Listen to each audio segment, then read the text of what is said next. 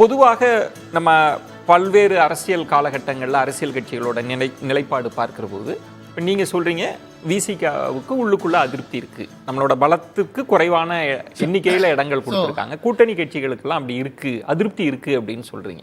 இப்போ இன்னொரு ஆப்ஷன் அவங்களுக்கு கிடைக்கிது அப்படின்னா ஒரு போக்கு காட்டி தானே நடத்தி இருக்கிறாங்க இதுக்கு முன்பு. ஆனால் இந்த முறை எல்லாரும் தெளிவாக இல்லை இதுதான் எங்கள் நிலைப்பாடுன்னு சொல்கிறதுக்கு என்ன காரணம்? இன்னொரு ஆப்ஷனே இல்லை, அதான் பிரச்சனை. விஜய் ஒரு ஆப்ஷன் இல்லை. அப்கோர்ஸ் அன்னைக்கு அண்ணன் ரஜினிகாந்த் 5.5% வாக்கெடுத்த தினகரனுக்கு ஒரு ஆப்ஷனாக இருந்தது. தினகரன் இன்னைக்கு அதை அக்செப்ட் பண்ணுவார். அதே மாதிரி 3.7% வாக்கெடுத்த கமல்ஹாசனுக்கு ரஜினிகாந்த் ஒரு ஆப்ஷனாக இருந்தது. ரஜினிகாந்த் வரல. ஏன் திருமாவளவன் கூட திருநாவுக்கரசு அண்ணன் கூட நின்று ரஜினிகாந்தை ஒரு ஆப்ஷனாக வச்சு தான் அந்த அரசியலை பண்ணார். எல்லாத்துக்கும் மேலே தமிழிசை அரசியலை தவறாக பண்ணும்போது திருநாவுக்கரசு அண்ணன் ரஜினிகாந்த் ஒரு ஆப்ஷனாக வச்சு காங்கிரஸுக்கு 10 சீட்டே வாங்கிட்டார். ஸோ ரஜினிகாந்தை எல்லாரும் தேடி வந்தாங்க. எல்லாரும் ஒருத்தரை தேடி வந்தவங்க ஒரு ஆப்ஷனாக இருக்க முடியும். மோடி அண்ணன் ரஜினிகாந்தை பார்த்தாரு, நடிகர் விஜய் மோடியை போய் பார்த்தாரு. இவர் மற்றவங்களுக்கெல்லாம் ஒரு ஆப்ஷனாக இருக்க முடியாது. அதுதான் ரஜினிகாந்துக்கும் விஜய்க்கும் உள்ள ஒரு வித்தியாசம். விஜய் ஒரு ஆப்ஷனா திருமாவளவன் எடுக்கலங்கிறது இன்னைக்கு தெள்ள தெளிவா அதை நிலைநாட்டிட்டு போயிட்டார். இல்ல, இப்ப நீங்க ரஜினி அவர்கள் விஜய் அவர்கள் அப்படின்னு ஒப்பிட்டீங்கன்னா ரசிகர்கள் பலம் அப்படின்னு பார்க்கிற போது விஜய்க்கு தானே அதிகமா இருக்க முடியும். நீங்க எப்படி அரசியல்ல மட்டும் அதை மாத்தி பேசுறீங்க? அதாவது விக்கிரவாண்டி தேர்தலில் விஜய் நிக்கல. அவர் கள்ளக்குறிச்சி சாராயசாவை பார்த்தாரு.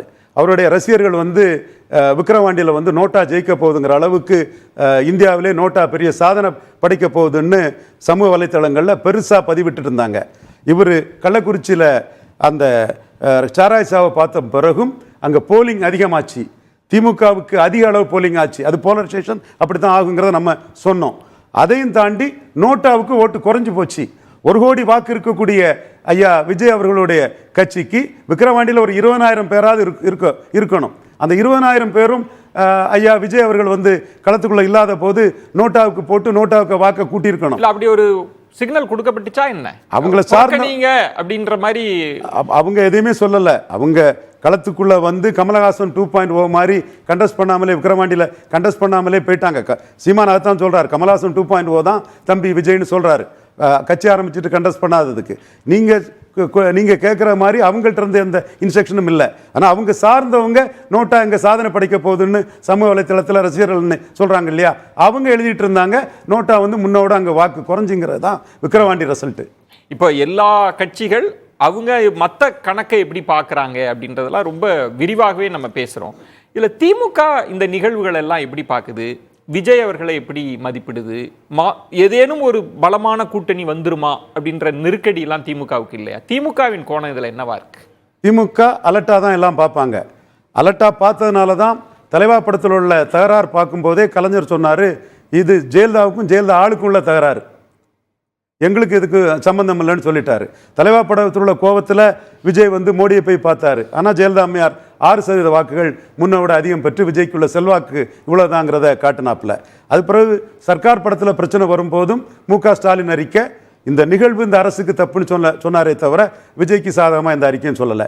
கடைசியாக சிஏ எதிர்ப்புன்னு ஒரு இதை 2024ஆம் ஆண்டு மக்களவைத் தேர்தலில் சொல்லும்போது உதயநிதி ஸ்டாலின் அதில் லீடு எடுத்து 39 திமுக அணிய எம்பிக்களையும் யாரும் விஜயோட சிஏ எதிர்ப்பை பற்றி கவலைப்படாண்டா நம்ம சிஏ எதிர்ப்பை வச்சு பார்த்துக்கலான்னு விஜயை ஒரு பொருட்படுத்தாமல் தான் அவங்க 47% வாக்களை திமுக எடுத்தாங்கன்னா விஜயோட பொலிட்டிக்கல் ஒரு ஆஸ்பிரேஷன் இருக்குங்கிறத உதயநிதி ஸ்டாலின் புரிஞ்சுக்கிட்டு தான் எங்களுக்கும் உங்களுக்கும் சம்பந்தம் இல்லைங்கிறத கலைஞர் காலத்தில் மு.க. ஸ்டாலின் அவர் எதிர்கட்சியாக இருக்கும்போது இப்போ முதல்வராக இருக்கும்போது தொடக்கத்திலேயே திமுகவுக்கு விஜய் அவர்கள் நமக்கு எதிராக தான் இருப்பாங்கன்ற கணக்கு இருந்தது. அந்த ஜெய்சீலன் ஒருத்தரை வச்சு அவங்க மன்றத்தை உடைச்ச காலகட்டத்திலிருந்து அனில் மாதிரி ஜெயலலிதாவுக்கு உதவிய காலகட்டத்திலிருந்து விஜய்க்கு நமக்கு சம்பந்தம் இல்லைங்கிறத திமுக தரப்பு தெளிவாக மெயின்டைன் பண்ணிட்டு வந்துட்டாங்க.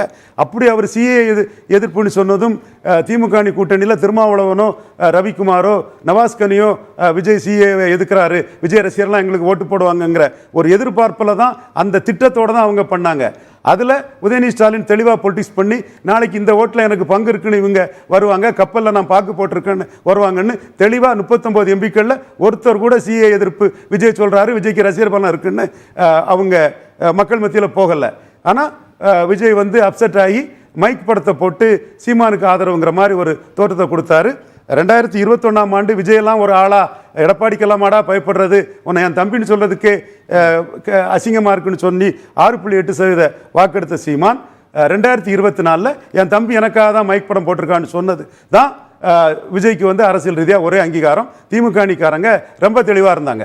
நிறைவா இன்னொரு கேள்வி, நீங்க தொடர்ந்து இந்த யூகத்தை எப்படி சொல்லிட்டீங்க? ஒரு கட்சி வெளிப்படையா மறுக்கிறாங்க, இப்படி கூட்டணின்லாம் சொல்றாங்க, அதிமுகவோடு சீட்டெல்லாம் பேசியாச்சுன்னு மறுப்பறிக்கை வந்த பிறகும் நீங்க விஜய்க்கு இருக்கிற ஒரே ஆப்ஷன் அதிமுகன்னு சொல்றீங்களா, இல்ல அதிமுகவுக்கு இருக்கிற ஒரே ஆப்ஷன் தாவேக்கான்னு சொல்ல வரீங்களா? ஏன் இந்த யூகத்தை நீங்க விதைச்சிட்டே இருக்கிறீங்க? பல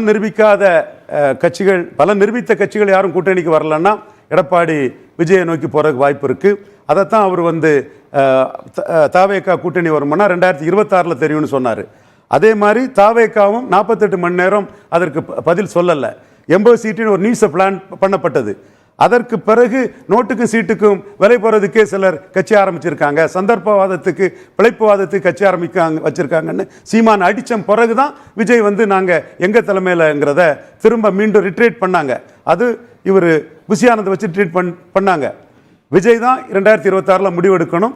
என்னோட பார்வை அவர் இலவசங்கள். நீங்க இதுல ஒரே ஒரு குறுக்கீடு, நீங்க பலம் நிரூபிக்காதவர் அப்படின்றீங்க. பலம் நிரூபிக்காத ஒருத்தர் 5ஆவும் இருக்கலாம், 40ஆவும் இருக்கலாம் இல்லையா?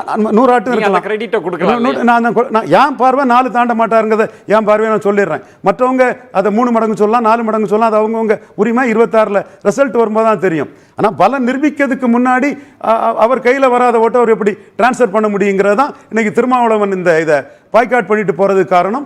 அவர் கையில் இப்போ ஓட்டு இல்லைங்கிறது தான் காரணம். ஒருவேளையில் மக்களவை தேர்தலில் வந்து அவர் 20% நிரூபிச்சிருப்பாருன்னா அவருக்கு இன்னைக்குள்ள ஸ்டேச்சரும் நிலைமையும் வேற.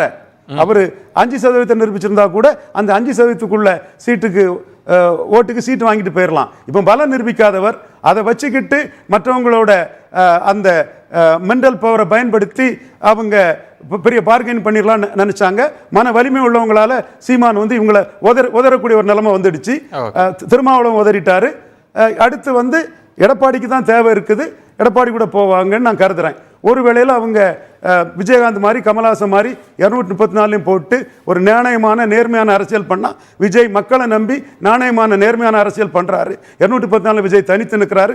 பாராட்டுக்கள் மிஸ்டர் விஜய்னு பாராட்டக்கூடிய ஆளாட்டு நான் தான் இருக்கிறேன். கூட்டணி தனியா நின்னாதான் நாணயமான நேர்மையான அரசியல், கூட்டணிக்கு போனா அப்படி இல்லைன்னு சொல்லிட முடியும். பலம் நிரூபிக்காம மற்றவங்களுக்கு பலகீனத்தை பயன்படுத்தி ஊடகங்கள்ல செய்திகளை பிளான் பண்ணி ஒரு பேர வலிமையை பல நிரூபிக்காமலே ஒரு அரசியலை பண்றது வந்து சரியில்லைங்கிறது என்னோட பார்வை.